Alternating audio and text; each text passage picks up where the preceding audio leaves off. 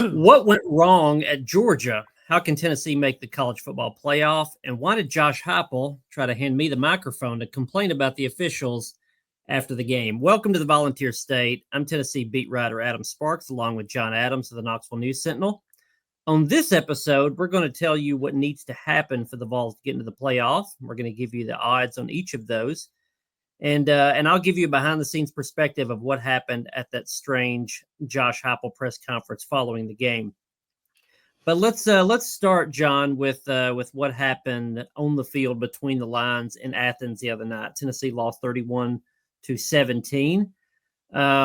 Really good first half, great first quarter, good first half, bad second half, and that's where the game was decided. John, I love these. When I get different things, feedback from readers, social media or text group, email, whatever, and I know you get a lot of the same ones.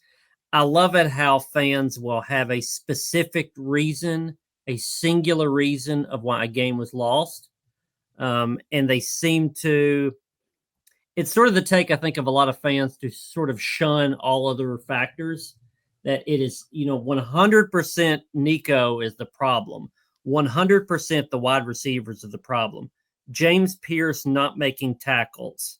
The secondary, Tim Banks, whatever. There's 100 different reasons, and it seems like fans a lot of times will pick out one as opposed to it being 7 or 8.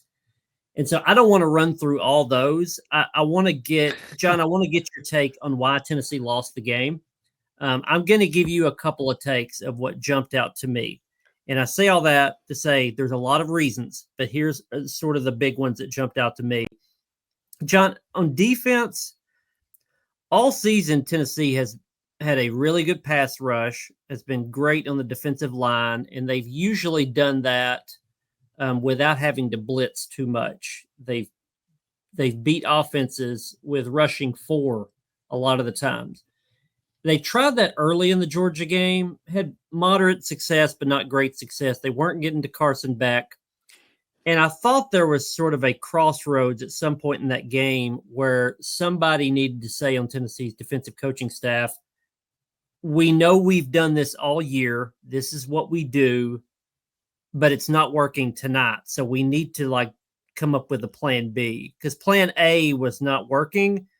They went into that game saying, our front 4 are going to have to beat their pass protection, and that's just going to have to be good enough. It wasn't good enough, and I feel like they were just sort of stubborn in not blitzing more. Let's stay on the defensive side, John. Is that sort of what you saw? Yeah, I was really surprised that Tennessee didn't adjust more, didn't adjust quicker, didn't try blitzing. The last thing you wanted Carson Beck to do was get comfortable. Georgia's quarterback had struggled of late. His confidence was not at its pinnacle. He'd thrown 12 interceptions, lost 2 fumbles in his previous 6 games, had an awful Saturday against Ole Miss, which really did mount a pass rush against him, and it was pretty much relentless the entire game. Georgia's offensive line was a little healthier against Tennessee. That might have been a tip that maybe Tennessee should be prepared to play an offensive line that wasn't as vulnerable as it was the previous week. And so when you didn't pressure him right away with the regular 4-man front rush, that to me should have been a signal, got to try something different. Once Carson Beck got in rhythm, he was pretty much unstoppable. Saw the same thing against Alabama early in the year. After Alabama jumped out to a big lead, seems like it didn't rush as hard. Carson Beck got more time, and he led quite a comeback.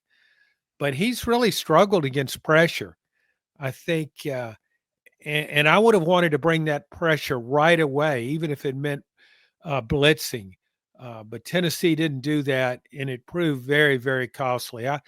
Honestly, I was completely baffled that Tennessee didn't try harder to pressure him. Yeah, I think Tennessee just sort of fell in love with what got it here, and that was that pass rush and winning one-on-ones without bringing pressure. They for whatever reason, I think the fact that Tennessee had the game tied at halftime was a little bit of fool's gold. because I feel like they went into the halftime saying, okay, so far so good, and the depth on the defensive line is going to pay dividends late in this game. So just keep doing what we're doing. And Georgia just adjusted so much better, I thought, on both sides of the ball. On the offensive side, I feel like Nico has adjusted well in the middle to late in the season. So sort of, I see young quarterbacks sometimes do a little bit of a pendulum when you're talking about how they progress. Nico was really, really good against bad competition early in the year. And I think he got overconfident. Things came easy. He made some bad decisions against better competition, turned the ball over, was not as good, overthrows, all that happened in the middle of the year. And then I feel like he sort of compensated and maybe overcompensated the other direction, where he has been very safe with the ball now. A lot of short passes, not throwing the ball into traffic, not taking chances. In some instances, not throwing the ball downfield as much. And I don't mean just a go route where you're throwing it 50 yards. I mean, sort of in that 15 to 25 yard range. He hit a few of those the other night, maybe not as many. But I feel like the pendulum maybe needs to go back to the middle now. His completion percentage the last few games has been good. His turnovers have been nil. I mean, he's since second half of the Alabama game, he had turned the ball over. He's thrown like 4 touchdown passes. But I feel like he went from taking risks early on to taking almost no risks now. And he needs to get a little bit back to the middle and take some more risks. I say all that to say he's not being helped along the way to do that. I think Nico has played pretty well in the past 3.5 games since halftime of the Alabama game. I don't think he's the issue right now. I think more of the issue is Tennessee does not have a dynamic wide receiver on the outside to bring him along to the next level. Offensive line has been okay, but not great. Nico has gone so far. I think he's going to have to get some help to go beyond that. And I think that mostly is going to have to happen at wide receiver. They just don't have anybody to get chunk plays for him. And John, I know we've talked about this in past episodes about playing Mike Matthews. I've sort of gone into that camp now. It's UTEP week. Tennessee should put up a lot of points. I don't think you have anything to lose by playing more Mike Matthews. And I don't even know if he's the answer as a dynamic guy on the outside. But of the guys playing right now, I don't really see that guy in the receiving corps. So you kind of don't have anything to lose. John, is this the offensive issue is more on play calling, as some readers have suggested to me, or more on Nico or offensive line or wide receivers, or what is it? Well, I don't think you can just put Nico off to the side and just focus on what he's doing without commenting on the coaching. The things you're bringing up, your opinion on that, I think could be pretty accurate, but I think the coaches need to be aware of that too. If Nico's if he's taking too many chances, you need to pull him back in. If he's going into a deep shell, then you got to pull him out of that. I just don't think Nico's getting enough help. I mean, it's his first season as a starter. I haven't lost faith in him. I haven't lost confidence that he can be a really good quarterback. But a game like the Georgia game, you really pay for mistakes. Yeah. You pay for turnovers. You pay for drop passes. You pay for interceptions that you should get and you don't. All those things come together in that kind of game against that kind of team. The drop, I thought, by Dante Thornton on that sideline route, that was huge. And you talk about he needs to throw. He doesn't have to go from one extreme to another. He doesn't have to throw a 50-yard go route, and he doesn't have to throw a bubble screen. Some of those deep outs, his arm strength, I mean, he's got really good arm strength, and he can put zip on the ball on that deep out. He can throw that route as well as anybody in the SEC because of his arm strength. He gets rid of the ball fairly quickly too. So that's something to me that coaches have to recognize and really have to be on top of this with him. But yeah, there's so much put on a quarterback, I understand, and so much was put on Carson Beck going into that game. Carson Beck, for a guy that began the season as a preseason Heisman candidate, and had a good year last year, has really taken a lot of criticism. You couldn't criticize him in that game, but it wasn't all Carson Beck. And now when Tennessee struggles offensively, I'm putting less on Nico and more on the supporting cast all around him. Because think about it, Adam. At what point have we seen when you have receivers not making plays for you, when you don't have playmakers out there, you mentioned don't really have a true number one receiver. I agree. And then you have offensive tackles who are at their best, I think, just okay. And sometimes okay against these defensive pass rushers in the SEC. Okay just isn't good enough. So other than Dylan Sampson and maybe the interior of the offensive line, Nico ain't got a lot of help. I don't think he's got enough help from his coaches either. Yeah, he needs some help. He needs some breaks.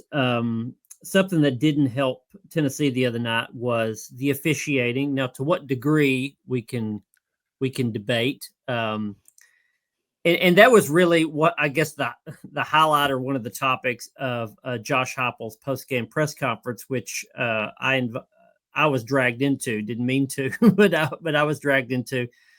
So if you haven't seen the videos, you can find them on KnoxNews.com or on social media, a lot of different places. But Josh Heupel had a strange post-game press conference the other night. Number one, there was Georgia's fight song was played on somebody's cell phone twice and for a long period of time at a high volume during the press conference. It ended up being a lady that worked for Georgia's the catering service at the stadium. It was strange. Josh had to wait for the Georgia fight song to stop playing before he could answer questions because it was so loud. The lady apparently could not figure out how to turn her phone off or to turn it on silent.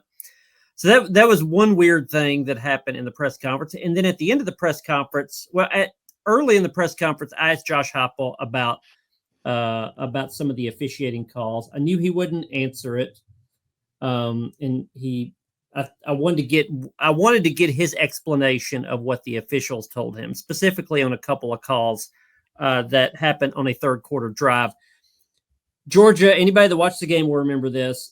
Scores tied, third quarter. Georgia goes 12 plays, 87 yards over more than 7 minutes. And there were two calls in particular that kept that drive alive. There was a 2nd and 24 where there was a face mask called on Tennessee cornerback Ricky Gibson. I've seen angles in real time. It didn't look like a face mask. It looked like the player's helmet popped off, and Ricky Gibson happened to have his hand on the helmet, but not the face mask. I've seen other screenshots since then where it looks like he may have had a finger on the ear hole or the side of the mask, which would be a face mask. It's sort of a bang bang play, and it's not reviewable. You have to call it within the moment. And then there was a second call. There was a 2nd and 7 where Tennessee got flagged for Jackson Moy coming off the field late. It was a legal substitution, 12 men on the field. That took what would have been a 3rd and 7 down to a 2nd and 2, helped prolong the drive. And so there were two calls there that helped Georgia drive the field and take the lead. Josh Heupel does not answer questions about officiating because he's going to get fined by the SEC if he does. In the past, like last season, there were a couple of games, Alabama game and the Kentucky game, where he was asked questions about the officiating, and he had this long pause, this silent protest where he would just stand at the podium and stare into space for like 10 or 20 seconds. He tried a different tact this time where instead of being silent, I asked the question, Josh, what about this call? Because from where we were sitting, it looked like there wasn't a hand on the face mask, or the player was not given enough time to get off the field for the 12th men on the field penalty. And when I would say those questions, Josh Heupel turned the mic around and shoved it across the table to me and said, "Can you please say that again?" Taking my question as a statement because he needs somebody else to say it besides me.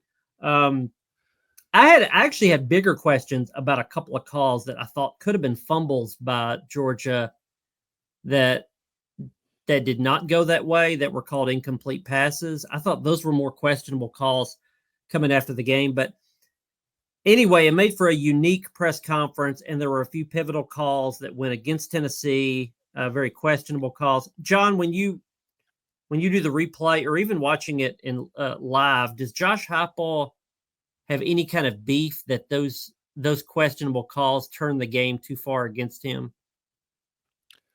Yeah, he has a beef, but there's nothing he can do about it.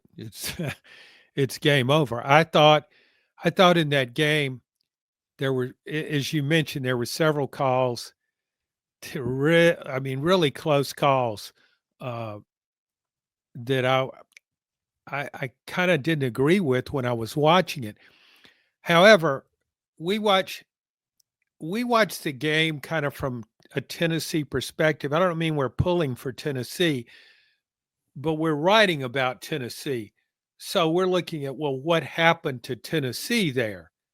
I think, I mean, I don't mean we're not objective, but you look at things through a Tennessee lens, I feel like. Sure. And fans certainly do. They aren't supposed to be objective. So I can see why Tennessee fans could have been enraged about five calls or so, certainly. But there may have been other calls that went unnoticed from Tennessee fans that went against Georgia. But I just thought there were a number of close calls, and this probably happens in every game. There were a number of close calls that all seemed to go Georgia's way in that game, and that was a factor. I just don't believe when I write a game column, I don't mention the officiating because I can't see everything. There may have been a Tennessee player holding 5 times that I didn't even notice. So I just don't think it's appropriate to say, well, focus on a call so much because there's so many things that happen in the game that the officials get right or wrong.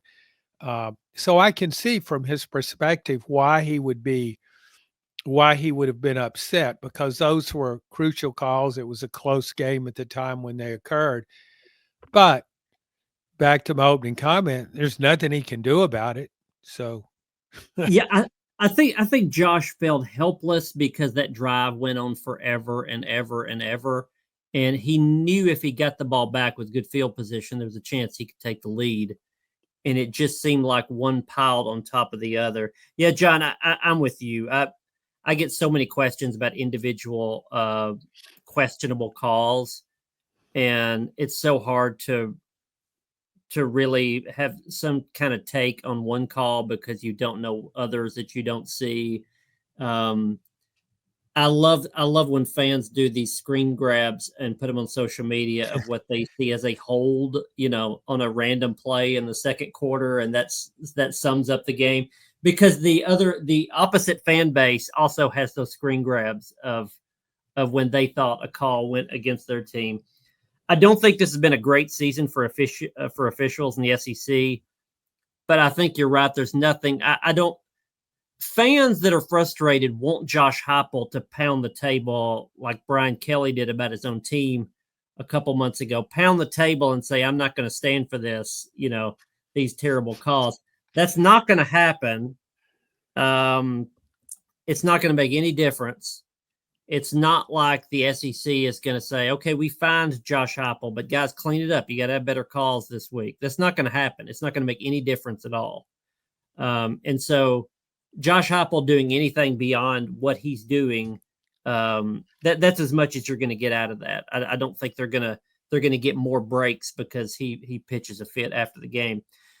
The breaks that Tennessee can get are in the college football playoff as early as this weekend. Now, we're recording this on Monday. The CFP rankings come out on Tuesday night. We don't know how those are going to be, but we have a pretty good guess. I mean, Tennessee's going to be a bubble team. They're probably going to be either the first team out or the last team in, or somewhere around there. I'll also warn everyone when the rankings come out at 7:00 Eastern on ESPN Tuesday night. Those are current rankings. They're not the projections. So it's not where people think things are going to end. It's where things are right now. So those are a little different. That's something to keep in mind. But the projections, I think, are pretty accurate, saying Tennessee's a bubble team, meaning it's probably going to need a little bit of – it's going to need to win its last two games against UTEP this Saturday, Vanderbilt the following Saturday, and it's probably going to have to get some help. John, you know, I've mentioned on here before, you know, my wife, Bev, is a huge Tennessee fan. Was at the game the other night, as she is at every game in the stands, spent $600 and something on a single ticket to the Georgia game, which means working overtime for this weekend. I was in the hole, I believe. But that being said, at the end of the game, she was hanging out with me and some other sports writers, and you know, she was doom and gloom, as a lot of our listeners, I'm sure, that are Tennessee fans are.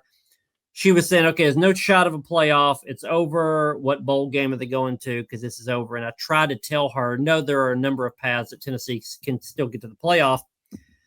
She went to bed Saturday night saying there's not a chance. There's no way going to happen. On the drive home from Georgia on Sunday afternoon, I put on a few podcasts of national sports commentators. Because, John, we all know that national, they know far better than us locals do. And she heard a few national commentators, analysts tell her that, sure, yeah, absolutely, Tennessee's right in the mix of it. And that made her believe more, or maybe just a night's sleep that made her believe more. I think a lot of Tennessee fans felt that way when they left the weekend, that it went from no chance to a pretty decent chance. If you'll read on KnoxNews.com, I listed 7 ways that Tennessee could make the playoff from here. There's a few more you can add to that. But, John, I wanted to go through some of the scenarios this weekend that could take Tennessee from maybe out to almost certainly in the playoff if these things happen. And I want to get your take on what the chances are of these happening. Let's do one at a time. John, on Saturday, Ole Miss is 8-2. They're kind of in the same mix with Tennessee to want to be one of the last teams in or one of the last teams out. If Ole Miss loses at the Swamp to Billy Napier and DJ Lagway and all those, Tennessee's in. Is that going to happen? What are the chances that Ole Miss loses to Florida in the Swamp on Saturday? I really like how well and how hard Florida's playing right now, and certainly playing in the Swamp. It's to its advantage. Florida's had several tough games in a row, and I don't know how their injury list, if it's gone down any. They've lost some players, got some of them back against LSU. Certainly a big win for Florida and Billy Napier last week against LSU. But I thought a lot of that had to do with LSU. LSU might be mailing it in now. I don't feel real good about LSU. Ole Miss won't be mailing it in. It's one of the biggest games Ole Miss has ever played. Sure. I mean, it's right there. It's got a very talented team, and and a really good coach, better coach than Florida. I think I'm safe in saying that. So the line is, I think, 9 points, which shows it's not out of the question that Florida could pull off an upset. Ole Miss had an open date, though. I just kind of I like Ole Miss in that game a lot better than I do Florida's chances for an upset. So as far as if you're pinning your hopes on that outcome, I think it'd be better to look elsewhere than that game. Yeah, I think late in the year, especially as we know there are only so few games left, it's going to be harder to sneak up on somebody. It's going to be harder for a team to have a letdown. So I don't think Lane Kiffin will have a letdown in the Swamp. But you're right. The line opened around 10.5. It's been to 9.5. It's basically the same line that Tennessee had going to Georgia last week. So it's doable. But yeah, I wouldn't put too many hopes on that. So here's another one, John. Ohio State is hosting Indiana. They're both in the playoff bracket right now. Indiana's undefeated, but Indiana hadn't played anybody, but they are undefeated. Ohio State has the one loss to number one Oregon. John, if the way that I see it, if this is a close game, both of those teams are still in the mix. If there's a blowout, especially on one side, if Ohio State blows out Indiana, we're talking 3 scores. If that happens, I think Indiana could drop out because they don't have a quality win, a top 25 win. And if the only top 25 competition that you're facing blow you out, they're in jeopardy. John, what's the chances that Ohio State beats Indiana by 17, 21 points? I think 21 is the magic number. I think Ohio State has to, do what Georgia did to TCU in that national championship game a couple of years ago. I think a big Ohio State weight makes it look like, well, Indiana just really didn't belong there. Its record was a product of a favorable schedule. I just don't see that happening, though. You're buying into Indiana as a real. Yeah. Really? I've watched Indiana. I watched it. It beat Nebraska 56-7, and the next week it took everything Ohio State had to pull out a win over Nebraska.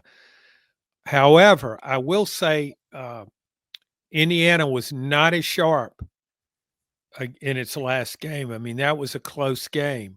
Michigan, and Michigan. It's been handling these inferior teams with relative ease. And what I look at when I see Indiana is a complete team. It plays good defense. It can run the ball some. It can throw it. Has a pretty good quarterback. What I wonder about Indiana and teams of that ilk, as the season goes along, as you get players bunged up, I don't think you have the same kind of depth that, say, an Ohio State does, and you're having to play backups more. You look at Ohio State's recruiting every year; it's top 10, maybe top 5 class. So I think that could be a factor. Indiana may be dropping a little bit, but I really think I just don't know if Ohio State can beat it badly enough. I mean, if Ohio State wins 35-21, does that rub out everything Indiana's accomplished? A 2-touchdown game. I mean, Georgia just if Ohio State beats Indiana the way Georgia beat Tennessee, would that be enough to tell you that Indiana doesn't belong? It wouldn't me. I mean, Tennessee was still in the game. You can't just look at the final score either. And this is something I always wonder about with this selection committee is how hard do they look at these games? Sometimes a 14-point win is not as big a gap as it is other times. I mean, you could be up, you could be up 3 touchdowns and team tacks on a score at the very end when the defense is playing prevent defense and knows it's got the game in the hand, don't just give up something quickly. So a lot goes into it. And I think as much at stake, I would like to think that committee members really look hard at this. When you look at Tennessee, and I know Tennessee for an SEC schedule, Tennessee's has been very light. Yeah. You look at what Tennessee, you're looking for a good win. Indiana, you're looking for a good win. I can't find one. I look at that Nebraska game, and Nebraska's a mediocre team, but it won 56-7. All I look at Tennessee when I want to make a case for Tennessee, I say 3 things: only 2 losses, playing in the nation's toughest conference, and a win over Alabama. Yeah. Those are the 3 things. Indiana doesn't have a win like that. if Tennessee had another win, if it beaten, say, South Carolina, if that, heck, even maybe Missouri. If Vanderbilt had won another game and then been in the top 18, top 20, Yes. and then you win that game, but Vanderbilt has slipped out of the top 25, so you can't get that much out of winning that game. Yeah, the win over Alabama does a lot of work on Tennessee's schedule. It really does. And the schedule's not going to get any stronger. It's going to get weaker from here. Indiana, you have to wonder, like, what does the committee want? I know they're completely impartial. They just watch these games and let them happen. But they have to have a desire of something to happen just within their mind that would make the job easier. Upsets would make their job easier. I think Indiana getting beat by a large margin we would think maybe that could make their job easier because they could then have a reason to eliminate Indiana. But I don't know that they would see it that way. I think it would be harder for them because they would probably argue that Indiana is still in the top 12 despite getting blown out in their biggest game. Because I do think there's a desire to keep Indiana in as long as they only have one loss. But if they get blown out, there's a pretty reasonable question because the committee at some point is going to have to look at resumes. And the deeper you go into the season, and a lot of these teams have a top 25 or top 10 win in Tennessee's case, and other teams have none, like Indiana to this point, you're going to have some questions. By the way, Indiana could win this game. And number one, if they won this game, Ohio State would be in jeopardy, but they would still be in because they have the win over Penn State. But Ryan Day would probably need to be looking for somewhere else to work. I think, excuse me, Adam, I think another factor in this, and it shouldn't be a factor, but I think it is, Indiana gives the Big Ten 4 teams. Oregon, yep. Ohio State, Penn State pretty much look like they're in. If you put 3 Big Ten teams in and 5 SEC teams in, it's just going to look out of balance. It's going to look like it's the SEC and everybody else. And maybe it really is. but if it's 5 and 3, that doesn't follow the backroom handshake deal that they made in Nashville a few weeks ago. No. When they spit into their palm and shook hands and said, "Okay, we get 4, you guys get 4." I'm kidding mostly, but I think but you're right. And see, Adam, that, and Greg Sankey is played into that narrative by saying it's the SEC and the Big Ten together, and then there's these underling conferences. But when you look at what's happened on the field, the SEC's won 13 of the last 18 national championships. Throwing a couple from Clemson, that's 15. Then another one from Florida State. The Big Ten's won what? 2, Ohio State and Michigan. So they're not on equal footing. I don't think these leagues are on equal footing at all, but that's the way it's been promoted. Yes. And Greg Sankey has sort of given a little extra relevance to the Big Ten. Yes. That is not necessarily earned. And I do think the top 3 or 4 teams in the Big Ten can match up with the top teams in the SEC. As has always been the case, the depth is the difference. The 4th best team on your schedule in the SEC is still really good. It's like a South Carolina level team, and that's not the case with teams in the Big Ten. There's just more chances to take weeks off. So that one could happen. Tennessee fans, you need to root for Ohio State to win and win big. John, Notre Dame is playing Army. Army's undefeated. Notre Dame's 9-1. If Notre Dame loses another game, remember they have that Northern Illinois loss on the resume. If they lose another game, and this one being to Army, or next week to USC, they're out. Tennessee would get bumped up a spot, regardless of where that spot is. Can Army beat Notre Dame, or is there a decent chance that Army will beat Notre Dame, or next week USC beat Notre Dame? I don't see Army beating Notre Dame. Notre Dame's already played Navy, and I'm not trying to stereotype service academy teams. Both have had great years, by the way. Navy can throw the ball a little better than Army, I think, from what I've seen. Both, of course, run the option. Notre Dame, excuse me, has a really good defense. It handled Navy. So it's taken a good hard look, and it's gone out and played against this kind of team. I think Notre Dame wins that game. What's the line on that? Did you It's like notice the line? 17, I think, Yeah, something like yeah. that. I think that's about right. But the Southern Cal game, that's different. And that one's at Southern Cal. Notre Yes. Dame's traveling. So Notre Dame's got to travel all the way across country.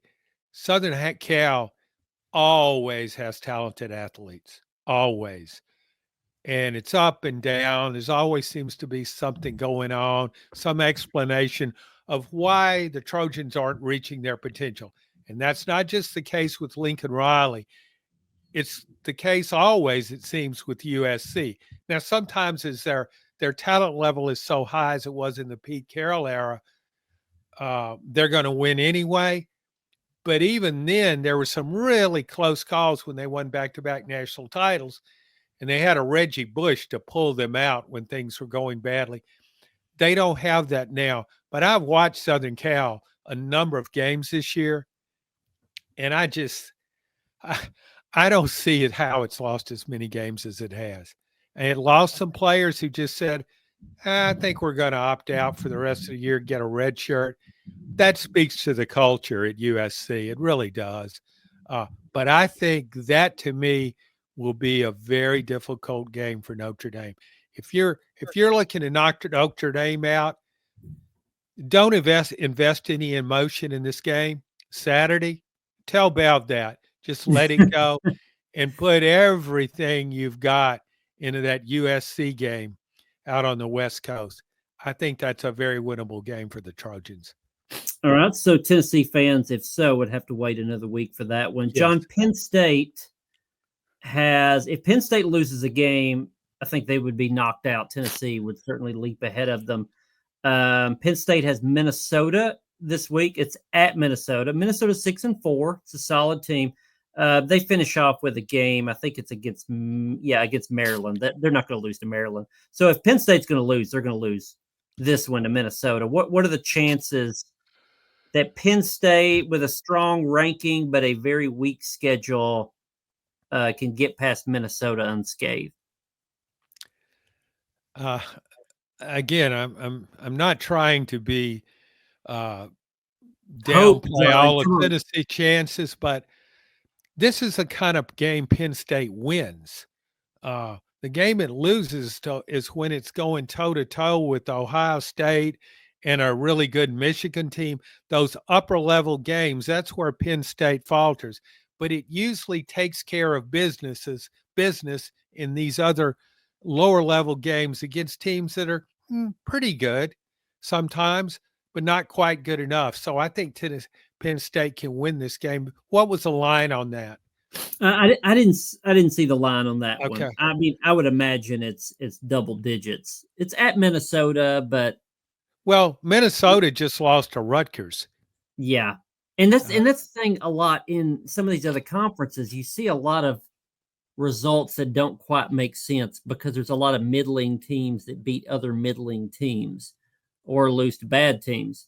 But yeah, I don't know the line on that one. I'm with you, John. I don't think Penn State drops that one. I don't think Tennessee fans should invest too much into that one. Army Notre Dame, I'm curious, but I think you're right that USC is the one to wait on. That's another week away. Ole Miss at Florida, I just don't think I'm going to watch that one with a lot of curiosity. Well, actually, that's during the UTEP game, so I guess I'm not going to watch it. But I'll be curious to see how that one goes. I think the best chance this week is Ohio State blowing out Indiana. I think that's the one. And then you just sort of see if that happens, how far Indiana drops. And more importantly, what would be the argument for whatever the committee does from the committee? You know, after these shows, we get Ward Manuel on the who's the chair of the committee, and he makes his pitch about why a team was moved here, there, yonder. And if Indiana does get beat by a bunch, that's going to be the biggest question of why did you put Indiana where you did? Again, if the game is close, we're going to have those same questions as long as Ohio State wins. And I'll give you one more, and I put this on my story on KnoxNews.com. There is another way that Tennessee makes it into the playoff, and that is when the playoff rankings are released Tuesday night, that Tennessee's still in it. I think they'll probably barely be out, but they could also still be in it. They're going to be clustered together with Georgia, Alabama, and Ole Miss, especially. And they've each beaten each other. Ole Miss is a bad loss to Kentucky. They have a loss to LSU, which now looks like a bad loss. Tennessee has a bad loss to Arkansas, but a good win over Alabama. Ole Miss has the win over Georgia, a blowout win. There's two or three iterations to where this committee could rank those four teams, and we shouldn't think it's a guaranteed thing that Tennessee's fourth of those four. I think they probably will be, but I wouldn't be shocked if they're third, and that's not even considering the chances of them being ahead of Alabama, which has a stronger resume than Tennessee, but lost head-to-head to Tennessee. So I don't think we should assume that Tennessee is going to be necessarily pushed out of the bracket this week. Adam, I think there's another game that I would consider in the Tennessee makes the playoff scenario, and that's Texas A&M at Auburn this week. Texas A&M is seemingly on a path to play Texas in the last game. Well, it will play Texas, but on a path where it could beat Texas, and then it would still have two losses. I think a best case scenario for Tennessee would be Auburn upsets Texas A&M. The line's only 2.5 points. Auburn has way more talent than what its record suggests. Jordan Hare can be a very hostile venue. Texas A&M, its history, just when you think, hey, things are looking up for the Aggies, there they go, and they falter. And I think that's a possibility. The reason why that could be significant, if A&M loses that game, but then turns around and beats Texas, then you got A&M with 3 losses and Texas with 2 losses. I'm not trying to overly complicate this, but a 2-loss Texas team against a 2-loss Tennessee team. What's Texas's best win? Vanderbilt. See? Right? Or Michigan, which are about the same team at this point. Yeah. So I would favor Tennessee over Texas. I mean, if it's my call and I'm on the selection committee, UT versus UT, I would favor Tennessee. Again, getting back to your point that kind of raises UT hopes forevermore is that win over Alabama. So Texas doesn't have a win to match. It lost by 15 to Georgia at home. Tennessee lost by 14 to Georgia on the road. Now, if you start breaking down the games, Tennessee beat teams like it beat Oklahoma handily, and Tennessee didn't win as convincingly as that game. And there's some other games like that. Florida, Texas blew out Florida when it was really bunged up. But I think that A&M, to me, that's a real possibility. I could see both of those outcomes. A&M losing to Auburn, but then beating Texas. Yeah, I could see that. And then you even have a weird scenario in there that if Texas A&M even got past this week and then beat Texas, and then in the championship, SEC championship, losing for their third loss. I guess there's 2 or 3 scenarios where the 2 Texas schools get completely shut out of the playoff. And one of those would certainly be if A&M lost to Auburn this week. I guess, then I would get back to arguing. If you go 10-3, an SEC team that goes 10-3, it loses in the SEC championship game. Gosh, I would be hard pressed to take, say, Indiana over that team. because its extra loss came in the playoff game. Yeah, and that'll get back to does the SEC get 4 or 5 in? And that's probably the point where you decide whether or not Tennessee gets in. But we'll see. Still a lot to happen. First things first, Tennessee needs to beat a inferior UTEP team, which is 2-8. That game is going to be at 1:00 at Neyland Stadium Saturday. We're going to have all your coverage of that, and also the reaction to the college football playoff poll, which will come out Tuesday night. You can check out all that coverage at KnoxNews.com. Please share this podcast, subscribe to this podcast, and of course, listen to this podcast as you're already doing. Thanks for listening to this edition of the Volunteer State.